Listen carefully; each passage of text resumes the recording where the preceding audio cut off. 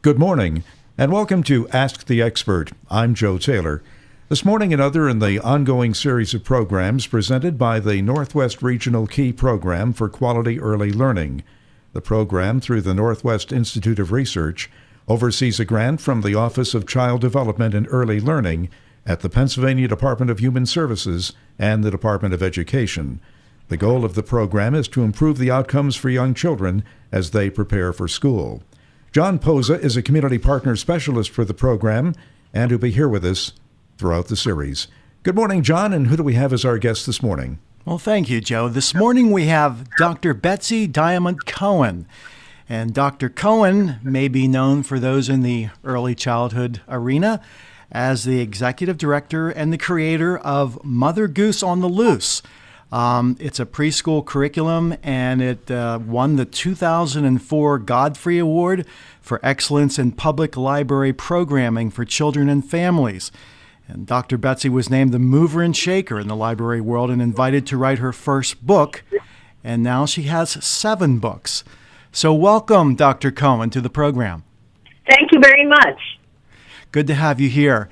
Now, I just wanted to tell folks, because you're primarily known for Mother Goose on the Loose, and to just give you a little background to our listeners, it's a very innovative program based on research, which really shows that children learn best through routine and repetition in a nurturing environment. Can you tell us a little bit more about the program and how you use that with children and families? Sure. The program itself is a half an hour program. It often takes place in public libraries with parents and children, but it is also used as circle times in child care centers and daycares for all kinds of groups. And it's half an hour of nursery rhymes or songs divided into sections, one that's built on the other. And each one, it starts out more passive and gets more and more active.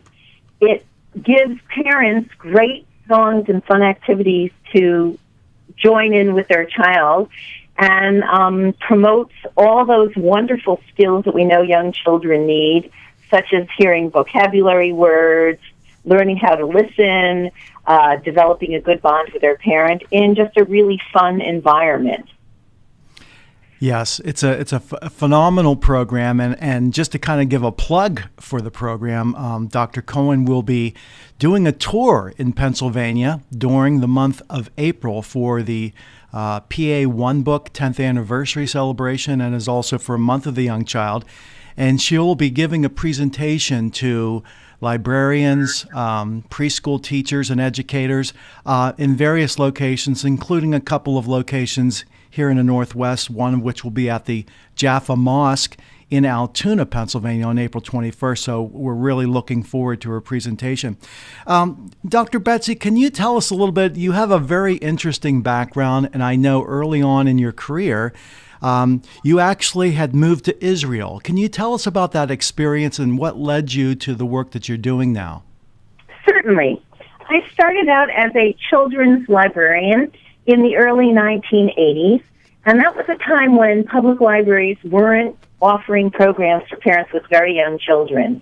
They had preschool story times for 3 to 5-year-olds, but didn't, as a general practice, have programs for younger children. I was working at a library in New Jersey that did indeed start having a program for young kids, but it was a program where they simply put nursery rhyme felt pieces on a board, a flannel board, and recited nursery rhymes to go along with it. And I decided that I maybe could do a little bit more with that, and I did some research and found out that most nursery rhymes had movements to go with them, clapping or tapping or jumping. And so I kept that in mind. Then in 1986, I moved to Israel and got a job with the Israel Museum, which is the National Museum of Israel, in their youth wing. It's a separate building with 2 floors of galleries with kids and classrooms, a recycling room, and a library for illustrated books. Because the focus was on illustration, the books were in alphabetical order according to the illustrator and not the author. And as the English language librarian, my job was not only cataloging the books, but bringing the illustrations alive for the children. And I did that through preschool story time. And it was a really fun, lovely job. I was in Israel for 1 year, and I met a wonderful guy and got married and had a son. My son's name is Alon. It's a Hebrew word and means oak tree, and it was a very popular name at the time.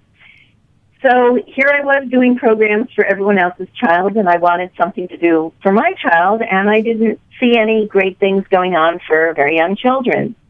Then when Alon was around 1 year old, I went to the supermarket, and on the community bulletin board next to the entrance, there was a flyer in English announcing some classes for Your Baby Needs Music. So it was in English, and it was something to do with Alon. I called the number at the bottom of the flyer and signed up for these classes. When I went on the first day, I was met at the door by a skinny woman, very small, named Barbara Castegs with white hair, who invited me in. There were 12 adults, 12 children. She told us to sit on the floor in a circle, put our children on our lap, and said she would do everything twice. We could listen the first time and repeat it the second time. So we all sat down, put our children on our laps, and Barbara started doing a finger play. All of the other 11 adults and kids did it. If the children were too young, the parent would do it in front of the child or with the child's hands. And I was doing the finger plays, but Alon was on my lap for about 1 second, and then he was off and exploring the room. So right away I was faced with this dilemma. What do? Do I force Alon to sit on my lap? We all know what happens when you force a child to sit on your lap and they don't want to be there. And Barbara looked at me and, should I take him out of the room? Well, I just paid all this money to come to this class. I don't want to miss out, and if I know Alon, he'll never sit on my lap. Do I ignore him? Well, if I ignore him, maybe people will think I'm a neglectful parent. So Barbara took one look at my face, and she came up to me and said, Betsy, don't worry about it. Children this age don't sit perfectly still. It's fine if he wanders around. Just keep coming back. And so I kept the corner of my eye on him and made sure he didn't bother anyone. And I learned all these amazing songs and rhymes. It turns out Barbara Castegs was an incredible music educator. She had studied with Kodály and Orff in Canada.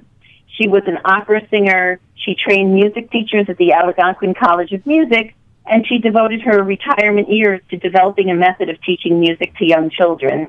She even went to conferences on brain research before it was the cool thing to do, and incorporated all of that into her theory.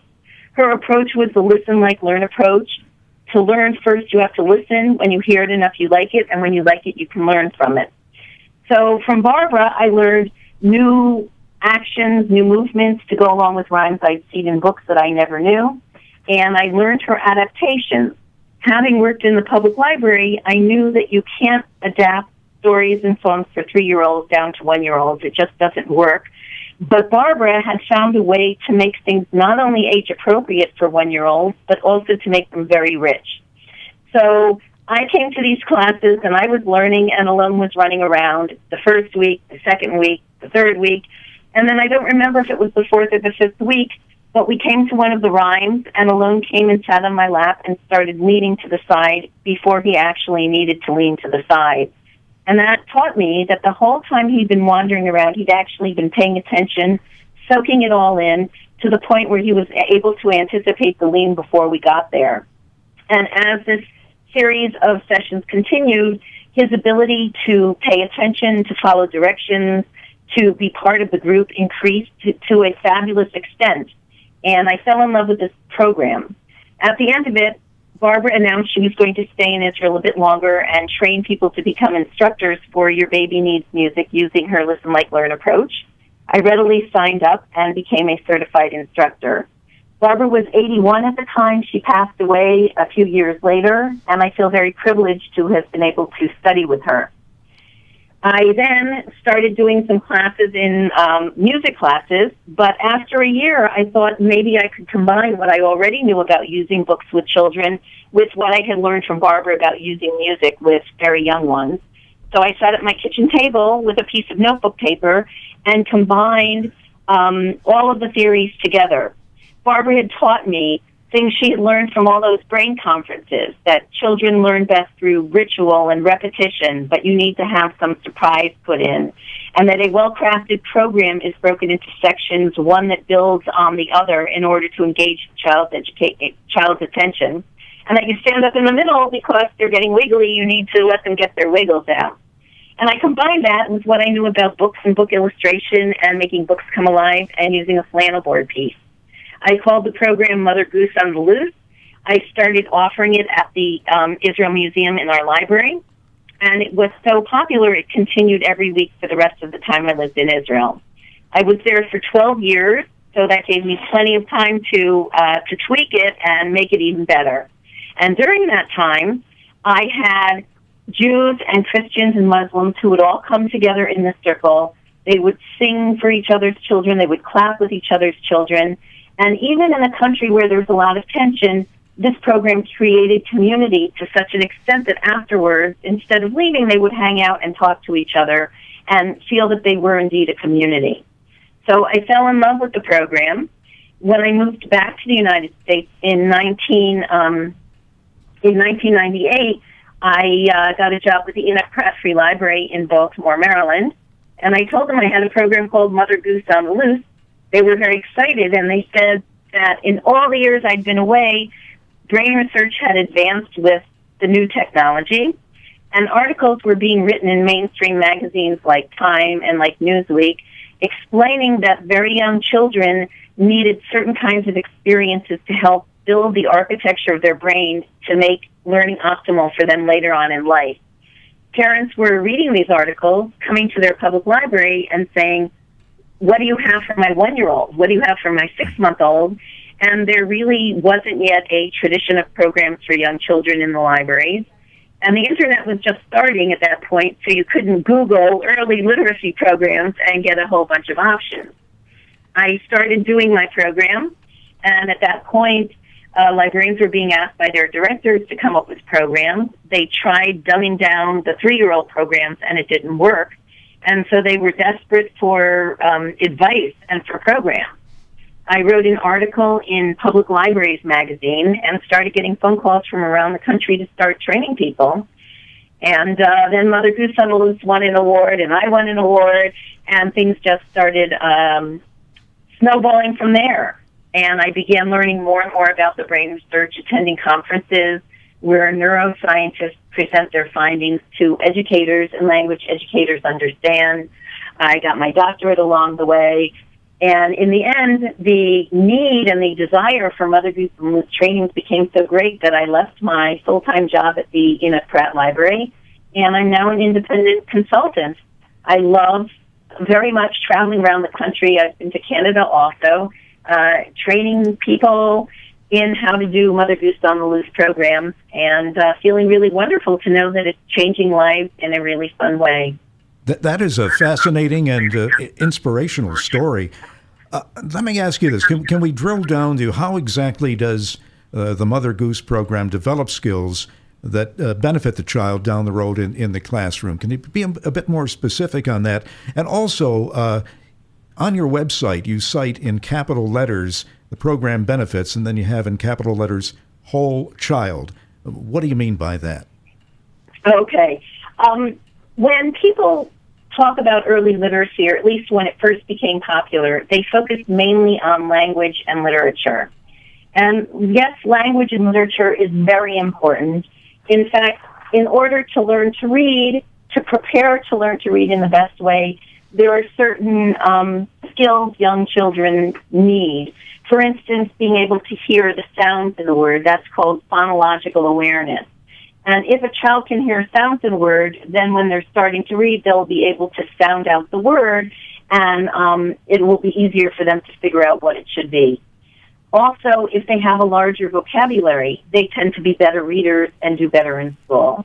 And that is also linked to learning how to read. If you know more words, then as you're learning to read and sounding them out, if you know what the word is, it'll be easier for you to figure it out. There's also just the desire to want to read and having a good feeling, a warm feeling about books. And understanding that there's a connection between the written text and what someone is saying. So these are all part of literacy, and these are all part of Mother Goose on the Loose. When you sing, you divide words into syllables, and that is indeed phonological awareness. In the Mother Goose on the Loose program, there's one of these 10 sections when the person running the program walks around and has each of the children hit their name on the drum. And of course, what word do all children know best? Their own name. And even the youngest child can lift up a hand and put it down on the drum. And once they do that, the person leading the program welcomes them like, hello, hi, I'm so glad you're here, good morning. And so this one thing of phonological awareness is built into the program in a very simple, understated way, but it gets them listening for the sounds and words. But I mentioned the whole child because Mother Goose on the Loose is not just about language and literacy. I believe that everything also goes back to a child's sense of self. And a lot of studies have shown that the environment the child is raised in and the atmosphere of learning also affects their attitude for learning later on. And the best thing you can do is create a warm and loving and safe atmosphere where the child isn't worried about making mistakes and they're with the person who means a lot to them interacting in a positive way. And so in this program, we have parents and children singing together and playing together. And then we're building skills. For instance, there's, I'm sure you're familiar with the rhyme Humpty Dumpty sat on the wall, Humpty Dumpty had a great fall. Of course. So we recite that rhyme when on the flannel board, which is kind of like an easel with a piece of felt on it, and felt sticks on felt. It's almost like magic. So we have a felt Humpty Dumpty and a felt wall on that felt board. We recite the rhyme, and when Humpty falls off, I just push him right off the felt board onto the floor. And then we invite the children to come up one at a time and pull Humpty off the wall, and we invite the audience to clap as the child does that. And sure enough, the kids take turns coming up one at a time and pulling Humpty off the wall, and everyone claps. Even the youngest child has a grasping instinct, so they can pull Humpty off of that wall. And it seems like a very simple activity, but really it's teaching children how to take turns, how to feel pride in themselves. They've been asked to do something, they followed the directions, and then they've gotten recognition from everybody. It also tells them to be patient and wait for their turn, and shows them the joy of appreciating other people and not just about having the attention on themselves. And those skills are social and emotional skills, sometimes also called executive function skills. So this one rhyme gives them a chance to experience having borders and having to think before they act and how to wait a little bit. And so the whole program is built with activities like that, too, that are just really fun activities, but give the children to practice other kinds of skills in addition to just the language that help develop their sense of confidence, their belief in themselves, and also their abilities to interact with others in a thoughtful way. Oh, that is actually terrific information, Dr. Betsy. And I just so people know that are listening that you do have a website for Mother Goose on the Loose. It's www.mgol.org. You can get more information on the program as well as a newsletter. You can sign up for a newsletter that Dr. Betsy puts out. Also, if you have any questions regarding the program, you could email info at mgol.org.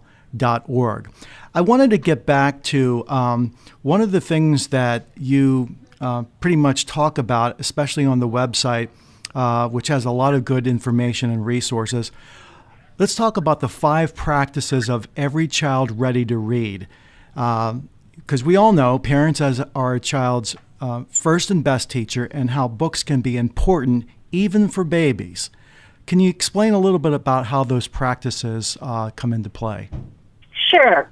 The American Library Association, the Public Library Association, and the Association of Library Services for Children realized that this early learning was very important for setting the stage later on. And they developed a curriculum called Every Child Ready to Read for librarians, and it gave them a structure of what they need to tell parents and caregivers to do with children to give them the best possible start they could get. And really it boils down to 5 simple practices, and those are talk, sing, read, write, and play. And really, all a parent needs to do with their child is to talk to them, to sing to them, to read, to write, and play, and they will have everything they need to be ready for school. But what does that really mean for a 1-year-old? How can you write with a 1-year-old? The 1-year-old can't even hold a pencil properly. So for a 1-year-old, it means doing finger plays, doing activities like the Eensy Weensy Spider that helps build fine motor skills, which later on will be used for holding a pencil. And when they say reading, obviously you're not going to take a 6-month-old baby and read a chapter book to them, but you can look at a cardboard book together, even just for 2 minutes, and say, look, do you see the cat on the cover? What does the cat say? The cat says, meow! Or you can sing a song about the pictures. So it's not about actually reading at that age, but it's about just introducing books to children and sharing it with them in a joyful way.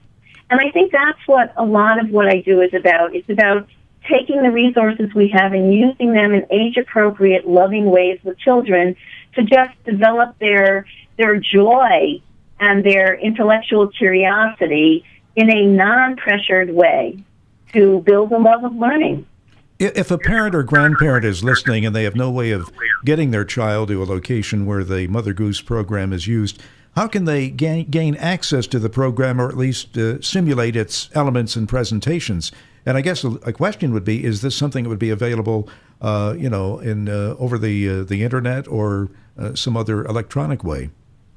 Well, I purposely don't have a video. At one point, there was a television station that wanted to televise Mother Goose and Loose program because I think that it's really important to do it in person. We need the engagement between the parent and the child.